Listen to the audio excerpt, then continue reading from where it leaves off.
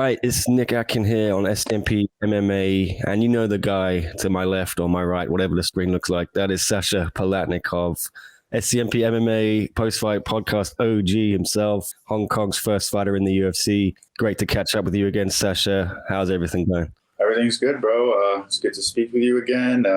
It's always a pleasure to do interviews with SCMP, like you said.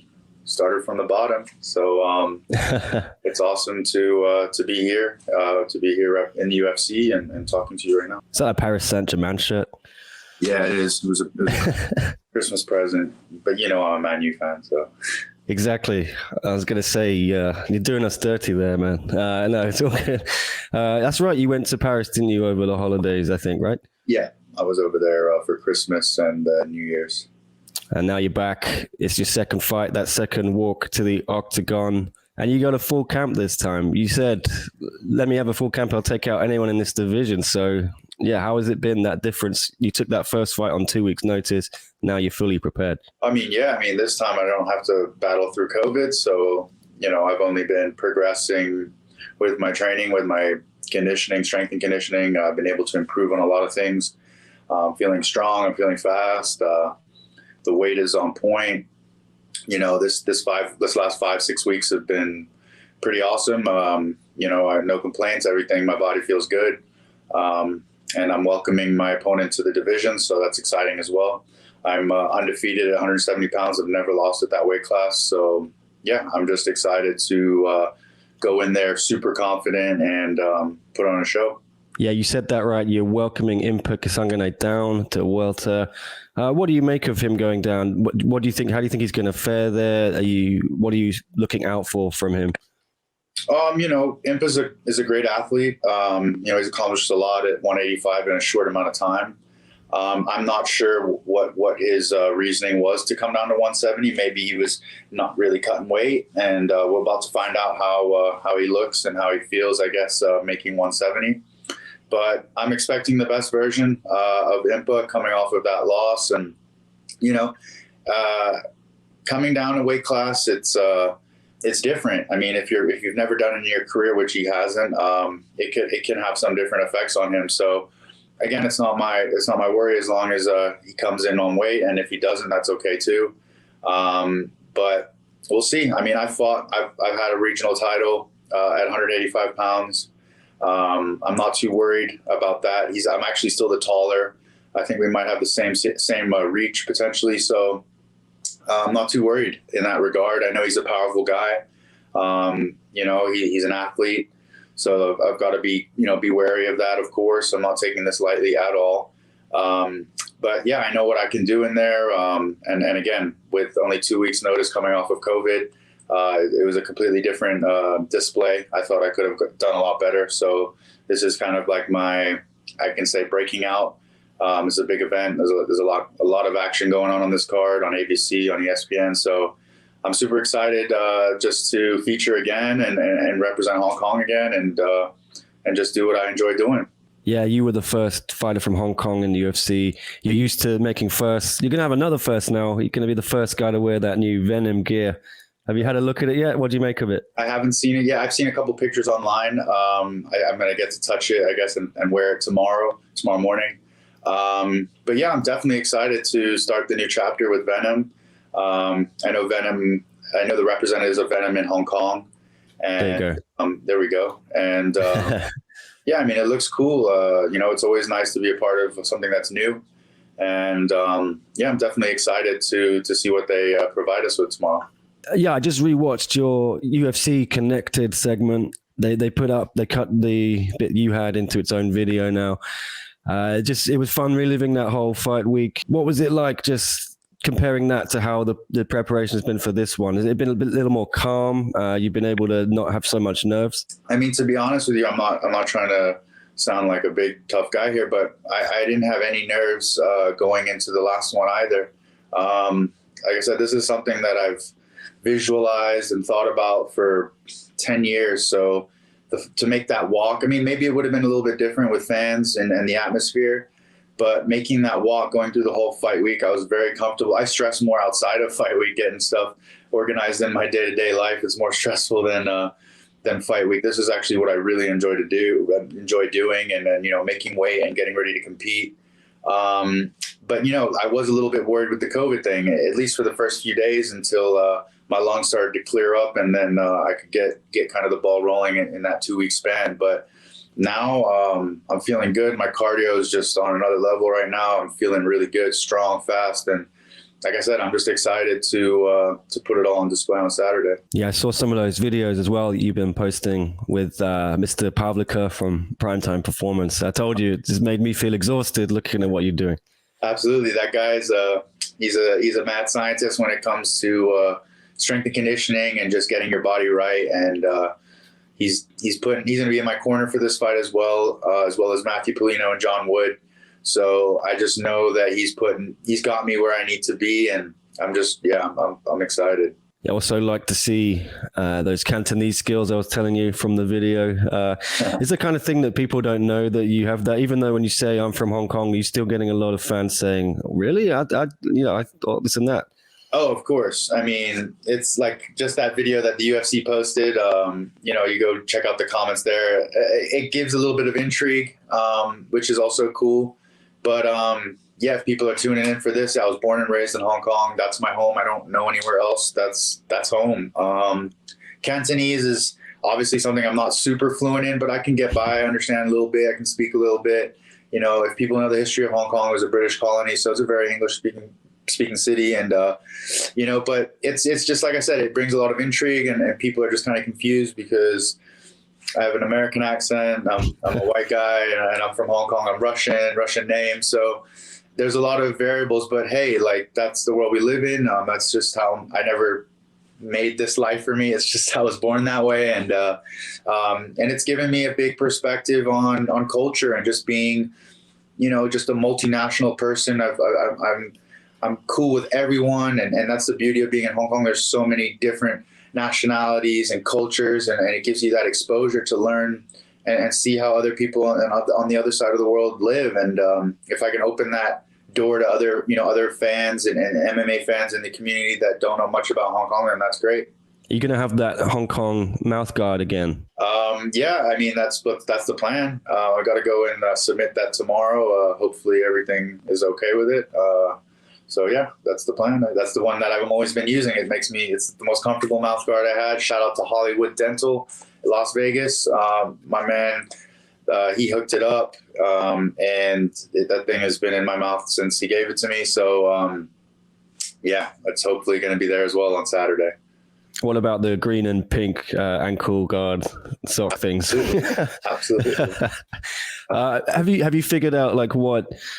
Because last time I think you walked out with the China flag, and now are you going to walk out with Russia this time, or what? Has there been any development on that? I'm not sure. I just know that I don't know. I really don't know. I have to, I guess, wait and see. I'm not sure what they're going to do. My manager asked me, if I wanted to come out with an American flag, American flag, Hong Kong flag, but I don't know. Like, I don't know really. I'm kind of in a confusing spot. I would actually, if they wouldn't let me put Hong Kong, then I'd probably prefer no flag, but I'll be that guy. But I don't know. It's just one of those situations where, I just don't really know. So we'll see. We'll see what they do. And yeah, I'm just here to fight and hopefully, bring some eyes and bring some attention to Hong Kong, and then we'll see what happens from there. You predicted to me last time that you were going to stop Louis Cozy. No one believed you. They were all talking trash in the comments underneath that preview interview we did. There have not been so many people talking trash now for this fight. I mean, to be honest with you, most things are pretty positive. A lot of people enjoyed that fight, and some people say a lot of good things, and I'm super appreciative of that. But there'll always be haters, and it's just part of the game. And Impa's going to have fans, and that people are going to predict that I'm going to get smoked again. I'm a big underdog for some reason, and I embrace that. It's fine, proving the people wrong, and I think that's how you get more fans. If you're going in as the underdog and you go out and smoke someone or prove everybody wrong and put on a good performance on top of that, I think it's only going to make more fans for yourself. And it's like I said, if you're telling me I can't do something, then it's just going to make me even want to do it more. So Yeah, I mean, I predicted what was going to happen to Lewis. And I feel like the same outcome is going to happen to Impa as well on Saturday. Yeah, I was going to try and get another prediction of you. So are you confident you can finish Impa? I'm going to say end of second round. I think KO or TKO. Mystic Sasha there. Yeah, a lot of people made a lot of money off you last time. You were, like you said, you were a wild underdog. I think, plus 400 or something. I think you're plus 245 now. Is that right? Yeah, actually, I think the line just came down a little bit. I think I was at 235. So people are probably starting to throw their money on it. But we'll see on fight night, on fight day, see if the line changes, because I know a lot of people are going to be throwing money on me. So at least the people that I know, all over the world. So we'll see. We'll see how the line changes. Get your bets in now. The higher it is, the better, obviously. But yeah, I love proving these people wrong, and hopefully I can come for their jobs, the guys that are making these betting lines, because I feel like they don't know what they're doing. Yeah, just keep proving people wrong and just keep doing what I do. Yeah, man. I know what you're saying. Is it frustrating to be an underdog again a little bit, or are you just happy to prove them wrong? Oh, I'm just happy to be here. Those people probably who pick those lines don't know much. Again, I'm from the other side of the world. They don't know too much about me, and they've probably never even been in a fight in their life. So it's whatever. It's whatever to me. Eventually, that line is going to change. I'm going to have a minus next to it, probably the next fight or the one after. So I'm not too worried. It's just the Lewis fight. I was really counted out, but I feel like I've been getting a lot more love this fight because people know a little bit, more about me. At least the hardcore fans that really tune in and watch. But again, there's no point talking about it. I just got to go in there and deliver.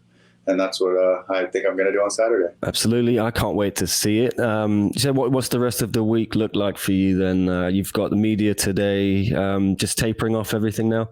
Yeah, weight's coming down. That's not going to be an issue at all. Everything is good, eating good. And yeah, I got some media stuff. I think I got this interview, and I think I got another one after. And then tomorrow morning is, we get to see our fight kit, and then we're gonna go do some photo shoots and some TV stuff in the morning, and then in the afternoon I'm gonna head to the PI, get in a little bit of a stretch, move around a little bit with Matt. We're gonna hit pads, and then just come back. And because I'm fighting really early in the morning, my nights, I got to get to bed early, so I'm trying to hit the hay by 9:30, 10. I wake up at 5 just so I can get my body. I've been doing it for the last couple weeks so that my body's just used to waking up early. I'm going to be at the Apex at 7 in the morning on fight day, and I'm probably going to be walking out just after 9. So, these are all factors that I need to take into consideration ahead of time, get my body adjusted. I don't want to be walking out there yawning. So, like I said, I'm ready to go. I've been waking up at 5 every day.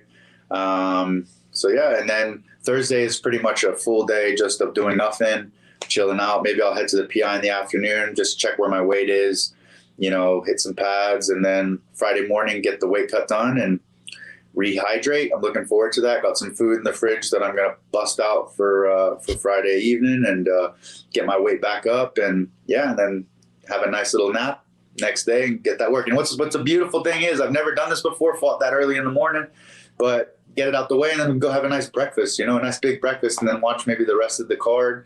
So I'm pretty excited. I'm really excited for Saturday. It's going to be a nice day. This week has been a really exciting week for me. I just got a new home. Everything is just kind of, all the dots are connecting. Everything's kind of going my way right now. And I'm just excited for Saturday. Is Polino still crashing on your sofa then? Nah, I got a guest bedroom, dude. We take care of. My father and I make sure that Matt is 100% happy at all times. Your dad was sending you some videos, I think, of people trash talking you. What's he been saying to you this time? Is he still sending you everything he sees? I know he's very proud of you and what you've achieved. Actually, we were talking a couple days ago about. Because I'd done some interviews and they were asking, what's your feeling on fighting on ABC for the first time? It's the second show for the UFC. And, I was like, I told my dad, I was like, yeah, it's going to be pretty cool being the first, to fight the first time on ABC. He's like, you've been on ABC before, right? And I was like, huh? He's like, yeah, you're on ABC. And I was like, when? he's like, my father was a high diver, and back in, I think it was 94 or 95, he was diving in Florida, and he was on ABC. And I was in the stands with my mom and my sister cheering him on. And he sent me like some snippets of it just this morning. He's been looking through his archives, and he sent me a couple funny clips. And it's actually, I've been on ABC before. So coming in, he's been sending me some like nostalgic stuff from when I was a kid, jumping and diving in the pools in Ocean Park, because he's kind of been going through his old stuff as well. But I haven't received any prediction videos from him yet, but yeah, no, everything so far is good. You know, everything is good. That completely fits your whole international man of mystery persona. Yeah. Sure. Well, I think I've got to let you go. You got another interview. Lily is texting me. All right. So thank you. Yeah, I could talk to you for hours. It's always fun to catch up, Sasha. Good luck for the rest of the fight week, and can't wait to see it, buddy. Appreciate you, Nick. Be well, and I'll probably end up talking to you not long after the fight, if not the next day. Absolutely. Can't wait, man. That would be an honor to have you back on again. But yeah, as I said, good luck, dude. All right. Take care, brother.